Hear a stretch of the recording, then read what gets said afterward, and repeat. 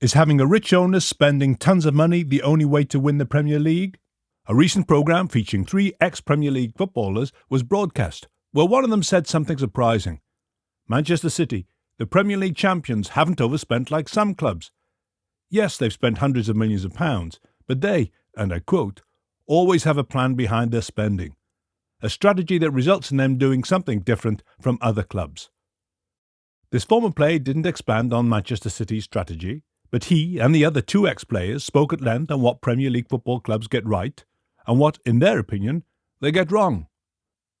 So is outspending every other owner the only winning strategy for a Premier League club? Well, no, it isn't, as you'll soon find out. In this second opinion, we'll use Wardley Maps to lay out some possible moves owners of our favourite teams might consider if they want to win trophies without breaking the bank. And we'll use the opinions of our highly experienced ex-players as our source material. If you're new to Wardley Maps, we recommend watching our video on how to read a Wardley map first. You'll find it on our website, powermaps.net.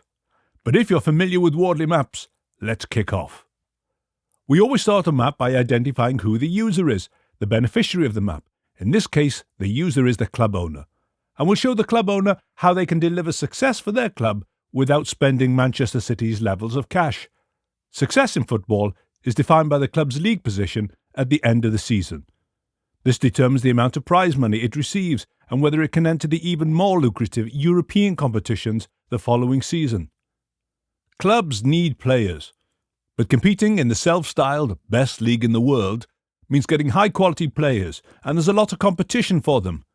Therefore, recruitment, identifying and attracting quality players, is key for every club.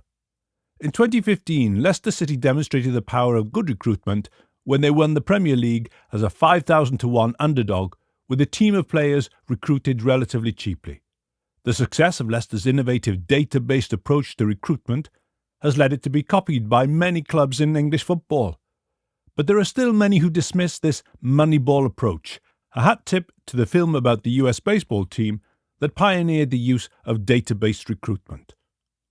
This suggests there will be some resistance to such methods being accepted by Premier League clubs. We call this type of response inertia, which we show here as a thick black line.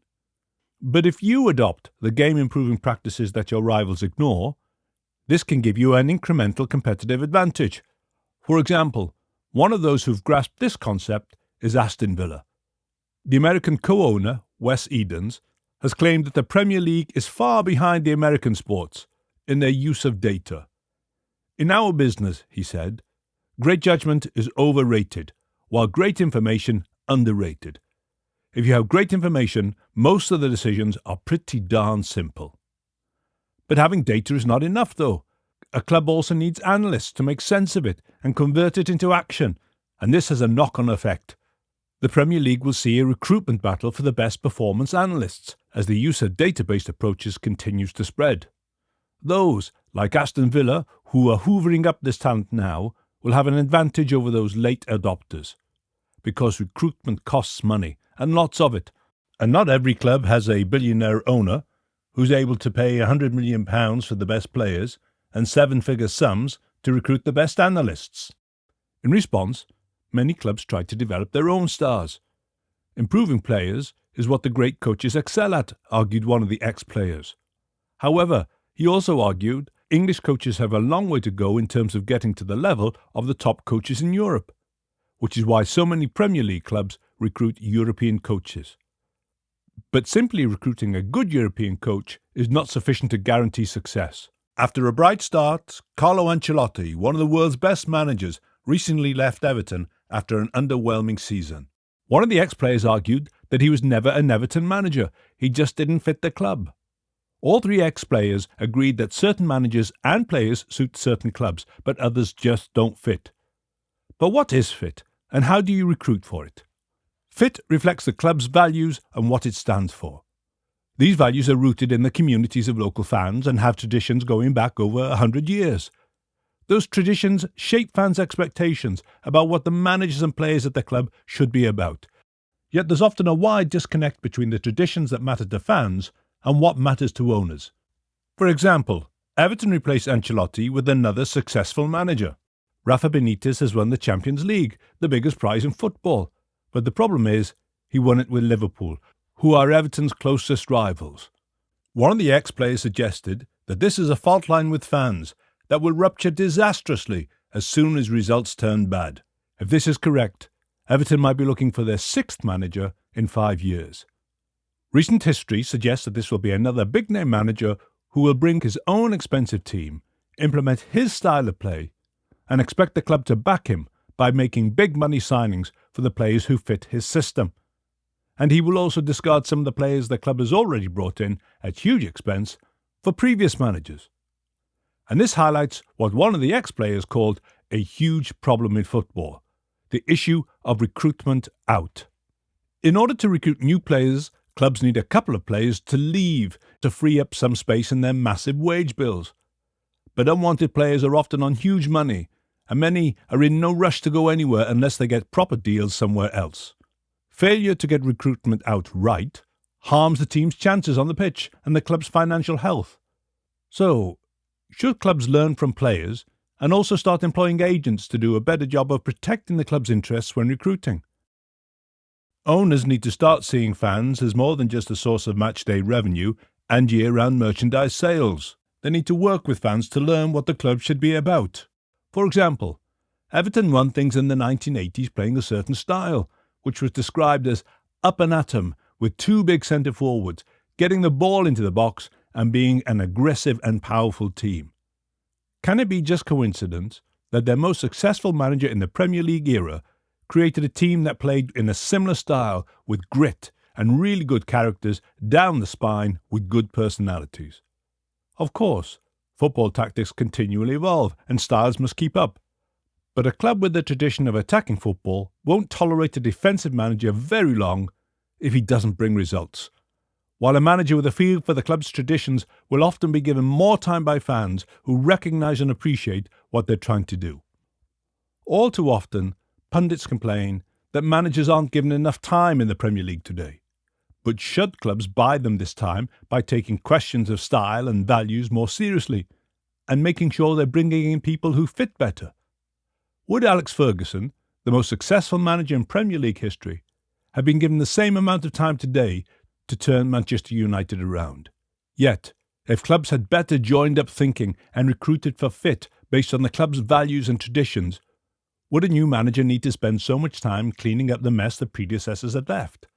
The director of football role has grown in popularity in recent years due to the rapid turnover of managers, because the director of football can provide continuity between one manager and the next. But many English managers see the director of football as a limitation of their powers. They point to Alex Ferguson, a manager who controlled everything, and the success that he delivered. But one of the ex-players who played for Ferguson admitted that after Ferguson had left, for 4, 5, 6 years, he didn't know the direction Manchester United was taking. Their style became confused, and despite recruiting top managers and spending hundreds of millions on new players, Manchester United kept on winning nothing. Now, there is a strong correlation between money spent and league position in football, but Manchester United have proven that money alone is not a recipe for success on the pitch. And quite simply, many owners can't spend the £150 to £200 million that seems to be needed to get 3 or 4 places higher in the league. Therefore, they have to set more realistic aims for what success means. Fans of great clubs, like Everton, don't realistically expect their club to win the league every year, but their values and traditions demand that the club compete for something. One of the ex-players suggested these clubs need to be clever and prioritise winning a trophy over league position.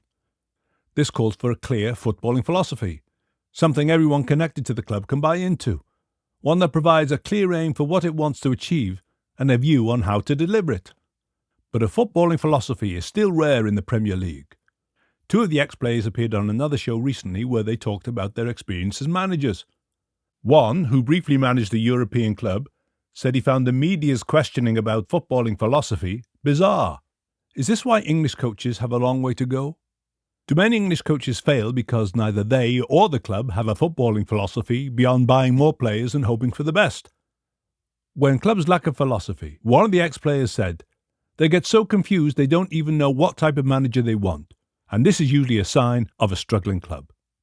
This is where a good director of football can help, by establishing the philosophy and recruiting managers or coaches who share it and also fit the club. If coaches fail to deliver results, the director of football can change them for another, who also fits the club, so there are no wholesale changes needed and disruption is kept to a minimum. But clubs missing a director of football or football philosophy end up changing their style to whatever the new manager prefers and are forced into wholesale changes when they leave a year or two later. This may be why we're seeing a shift from managers who used to be responsible for everything in the club on the playing side towards a head coach who focuses all of his efforts on the first team. And freed from responsibility of managing all parts of a modern, complex football club, a new breed of English coaches are emerging with time to develop their coaching skills, tactical awareness and man management.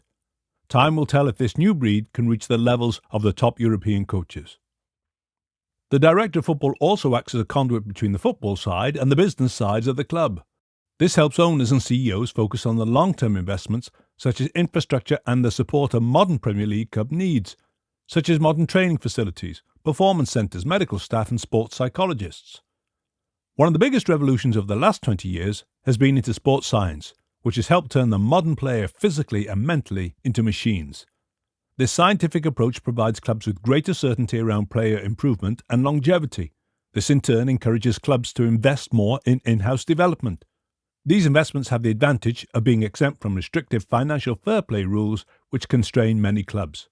Plus, the players who come through the system are often a better fit for the club and are lauded by fans as one of their own. And development of future stars can be very profitable too. Aston Villa recently sold its former academy graduate to Manchester City for £100 million. And this brings us back to where we started. The suggestion by one of the ex-players that Manchester City have always had a strategy for their spending.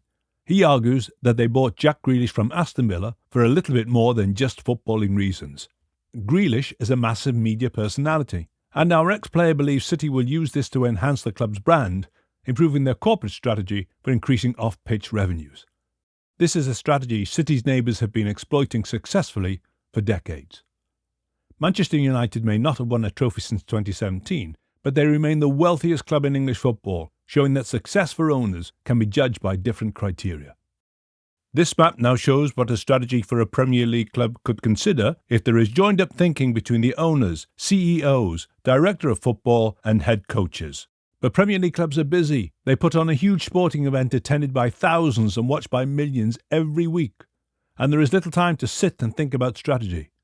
Yet if you've limited yourself to doing the things on the right-hand side of the map, you're exactly like your rivals. The only way to outcompete them is to spend more money, and lots of it.